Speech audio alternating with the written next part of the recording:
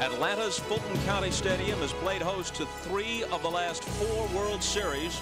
A perfect night for Game 2. 65 degrees as game time approaches. Almost no wind. Atlanta hopeful of heading to Cleveland with a 2-0 lead. Hi, welcome to The Architect, Episode 2, as we focus in on Game 2 of the 1995 Atlanta Braves triumph over the Cleveland Indians in the World Series. Along with me is John Schuerholz, who is sharing his insights for all 6 games. As we take a long look at the Braves, who are up 1-0 going into Game 2, and they have Tom Glavine out there on the mound for the second game in Atlanta. And John, I know you noticed throughout that series the huge crowds at Atlanta Fulton County Stadium, and I'm sure it was absolutely roaring for Tom Glavine and the Braves.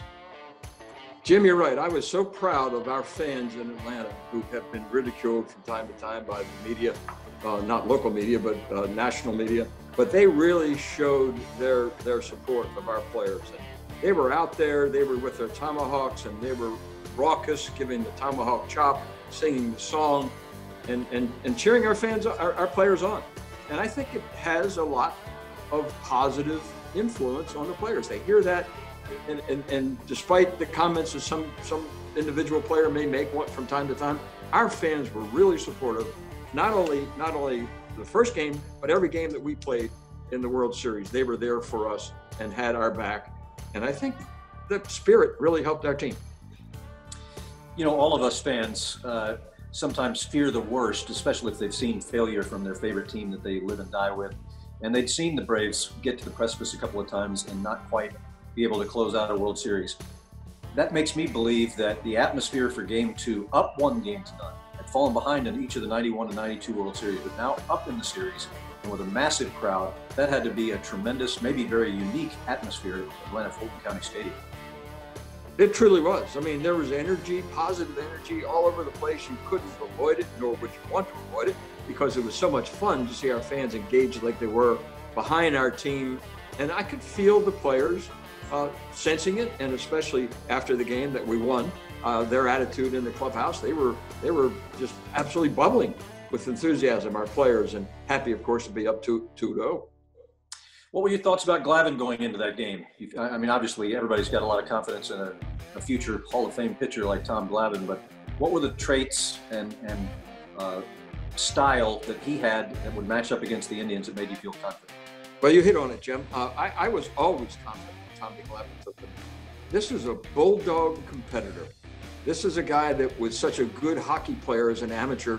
He was drafted in the 5th round in the NHL. I can't remember exactly which franchise it was, but he was a good enough hockey player to be drafted by an NHL team with that kind of toughness and that kind of commitment to winning and the energy and the spirit to help your team. And he brought that to the mound every time he pitched.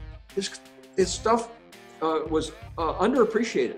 Well, even though he wasn't a real power pitcher, he could throw a fastball inside enough on a right-hand hitter or a left-hand hitter to make them cautious of getting too close to the plate, and then he would throw an off-speed pitch or a sinker or whatever, but it was all up here in his brain. Smart, technical, knowledgeable, and a winner, and he had his game plan laid out. And to take a lineup like the Cleveland Indians and do what he did to them in that game, really, really, really built a lot of positive momentum for our team and spirit of our team. A throw in to first base, and they got him.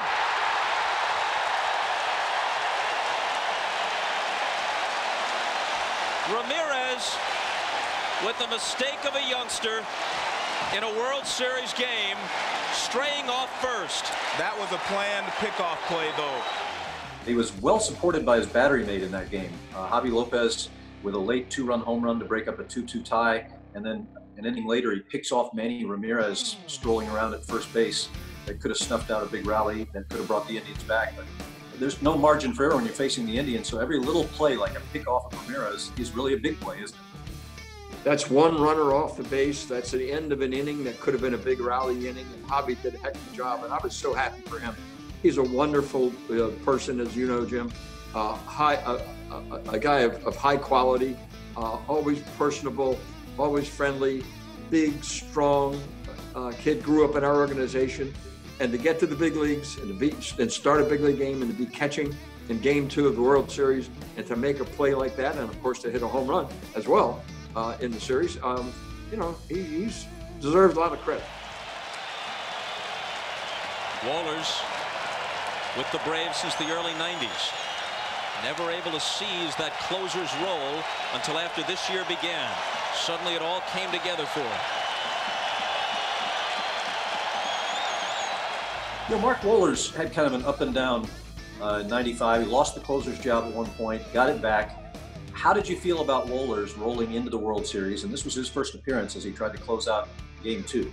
Well, there was some wonderment coupled with some hopefulness that Mark had found his delivery again, had gotten his mechanics where they needed to be, and was able to command the strike zone, which is so important for a relief pitcher, and especially a closer, to be able to throw good stuff in and around the strike zone, if not in the strike zone, near enough to make the hitter go after it.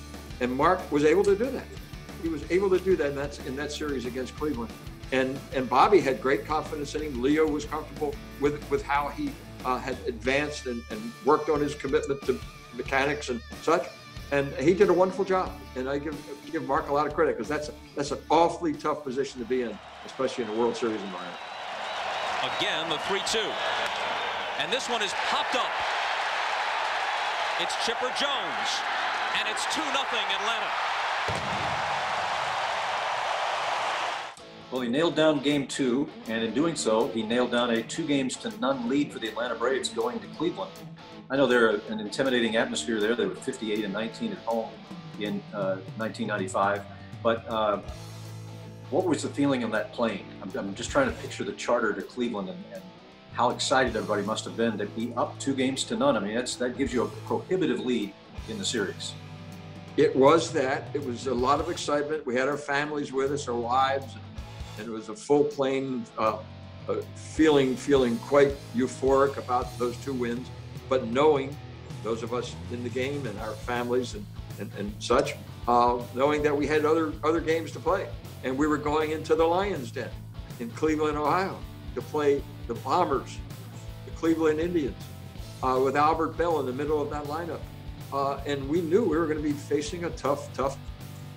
And our guys, to their credit, their tenacity, their will to win, their winning spirit showed time and time again, especially when we were in Cleveland during that series.